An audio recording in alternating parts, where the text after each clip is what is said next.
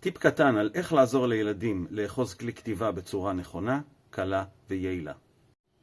טוב, אז כל מה שאנחנו צריכים זה בעצם גומיית שיער פשוטה, ובמקרה הזה עיפרון. אנחנו לוקחים את הגומייה ומניחים אותה בין האמה לאגודל, בצורה כזאת, ככה.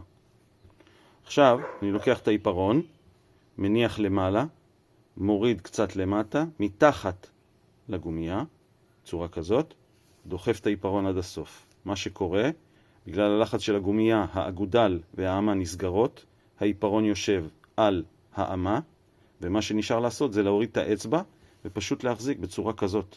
עכשיו, קל לכתוב. אפשר לשנות את האורך גם, אפשר לדחוף קדימה, לדחוף אחורה, איך שנוח. זה הפחות או יותר המקום האידיאלי. ואז יש לנו בעצם אחיזה קלה, פשוטה ונכונה. ואז אפשר לכתוב בצורה כזאת. בהצלחה.